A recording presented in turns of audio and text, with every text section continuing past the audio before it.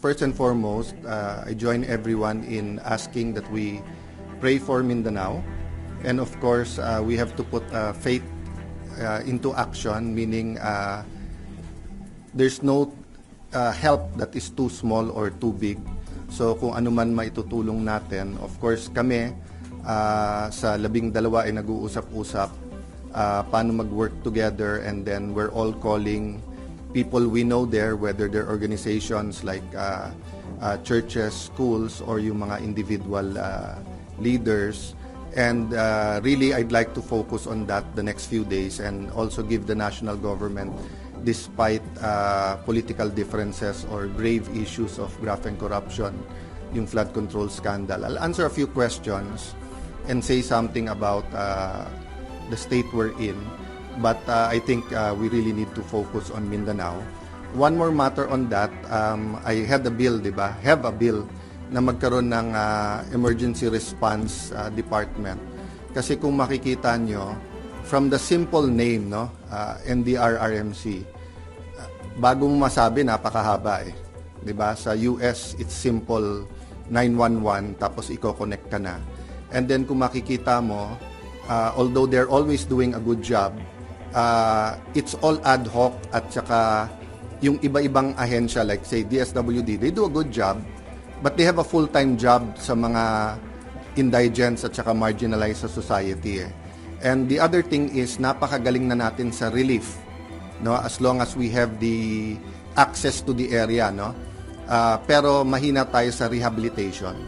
So ang nangyayari, as soon as for example, napakalaking sunog dito sa Manila, but nangyari ito sa Mindanao, so attention natin ay nasa Mindanao, which is right and good, but dapat may mag-take over ng grupo para yung rehabilitation dun sa mga nasunugan. So let's admit to ourselves that we will have, what's the right number? 12 to 15 storms a year. We have volcanoes that are active. Then earthquakes or linugs are organic, if I can use that word, to our area in the world, no? So we really have to do better in not only the response and relief, but in the rehabilitation. I'd like to let you know where we are today. So all sides were saying na sana hindi maipit yung Senado. So early this morning or late last night, I sent a letter to our legitimate Secretary of the Senate. Legitimate because if you follow the rules, hindi siya pwedeng tanggalin kung walang 13 at hindi pwedeng palitan kung wala rin 13. So I'll make that clear ha. Senate President Pro Temp, Senate President, Secretary of the Senate, o SAA, kailangan yan 13 ang botong ilagay, 13 ang boto pag tinanggal. Hindi nila sinunod yan. So meaning, hindi legitimate si Attorney Bantug, no? So having said that, ayaw namin maipit yung mga empleyado. So I sent him a letter to talk with Attorney Bantug, and nag-offer kami kung gusto ni Senator Win, pareho na lang kami pipirma kahit walang designation. So I think the letter was delivered mga 8 a.m., a little bit past 8. Ang sagot nila noong 12 o'clock is that hindi na siya secretary at mag-turnover na lang. So I really want to avoid, sa dami ng problema ng ating bansa, that we have to write land bank, maipit yung sweldo ng mga empleyado and everything. And I'll never bend the law, nor will I bend the Constitution, but I will bend backward for our employees para hindi sila maipit sa gulo, for as long as it doesn't bend the law. Diba? So kung internal rules or regulation that is not attached to law or it is not morally wrong, that's why I thought of my staff thought of the idea na pag pareho nakapirma, para eventually pag nagkaroon ng decision, walang legal infirmity. And it will also prevent yung mag-filean yung dalawang kampo ng usurpation. Diba? Kasi of course, as far as I'm concerned, nag-usurp ng authority si Senator Win because he's not really the acting president, pababa. Pero maraming ang problema ang ating bansa, why don't we focus on that? So, apparently, because ayaw nila pumayag, dalawa Senado natin ngayon. You have the Senate of the Philippines and you have the Senate of Malacanang. No? So, yung Senate of Malacanang had the hearing kanina and you have two Blue Ribbons Committee. Yung isa ay Committee de Absuelto na ang kanyang main work is paano i-absuelto yung mga high officials ng ating bansa at yung isa naman na seeking the truth. So am I saying lahat ng sabihin ng 18 ex-Marines ay completely true? No. What I'm saying is nga, give them a chance. I heard they have other evidence, including videos. I heard that if they come out and there's full support na nararamdaman, may iba pang mga witnesses na may mga dokumento, may mga ebidensya na lalabas din. So as a nation, we have to decide whether the Senate will be under the thumb of Malacanang. And now that it is very clear to us that the biggest ever corruption scandal is the flood control scandal, if it's acceptable to us that we witnessed this morning, the biggest cover-up committee hearing of our generation. Diba? So, ganun lang kasimple yon. So, in the same manner na nag-propose kami na parehong pipirma, I have not talked to Senator Marcoleta, so hindi ko alam kung papayag siyang dalawa silang chairman or whatever, but we have to find a solution that yung mga witnesses ay makakapunta ng malaya na protektado ng batas at independent yung Senate.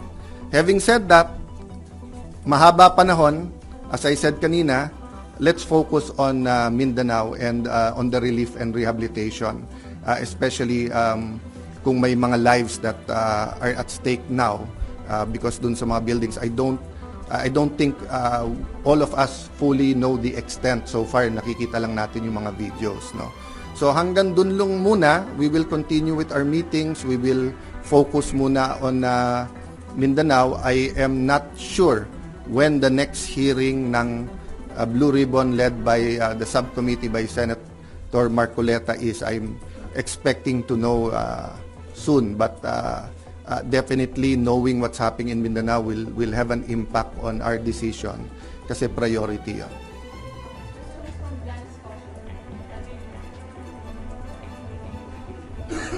Sir, Yes. good afternoon po. Good afternoon. Dalawa lang, sir. Yung comment nyo sa resign call sa inyo, and sabi po ng Malacanang kanina, open si BBM na magpatawag na special session ng Congress. Lalo na po, nabanggit na rin yung nangyari sa Mindanao kanina. And paano po yun kung magkakaroon ng special Unahin ko yung Congress? special session, okay? Yes po. So, I had two communications with them sa Malacanang. In both cases, sinabi nila sa akin, hindi pa handa yung mga bills na gusto nilang ipapasa para dun sa uplift. So, biglang nung nagpalit ang majority, biglang kailangan ng special session dahil may bills na.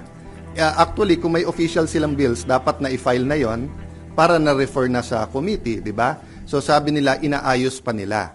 But having said that, kung bigla nilang naayos from the time I had discussions with them, may LEDAC, pinospone nila the day before, tinawagan ako ng secretary na head, and then sabi niya, sir, pwede ba ituloy bukas? Sabi ko, kayo nag-postpone, ready ako. Tapos hindi rin naman nila tinuloy. Yung sinasabing magtrabaho tayo, nagtatrabaho kami, ready kami magtrabaho. Sila nag-walk out, kaya nagkaroon din kami ng parliamentary tool na ginamit. Sinasabi ni Senator Lacson paulit-ulit, and I feel bad for the generals and I apologize in behalf of the whole Senate, both the majority and minority. But nakita nyo naman, after nila kinonvene illegally ang session, ano bang ginawa nila? Nag-adjourn sila sine die. Ang calendar natin pwede pa hanggang Friday. Hindi naman nila tinuloy yung session ng Thursday, Friday, sasabi nilang mga gusto nilang ipasa eh. So ang problema natin sa kabila ay double standard. Iba ang sinasabi, iba ang ginagawa. So doon naman sa nananawagan na mag-resign, as I said, pag-usapan na lang natin in a few days after yung focus tayo sa Mindanao, but especially yung mga former presidents, yung mga nagkampi-kampi na mga Marcos na rin, papasalamat ako sa inyo sa call nyo na mag-resign ako bilang Senate President kasi ibig sabihin, nire-recognize nyo pa rin ako as Senate President. Kasi kung hindi nyo na ako nire-recognize as Senate President, ba't kayo nananawagan na mag-resign ako as Senate President?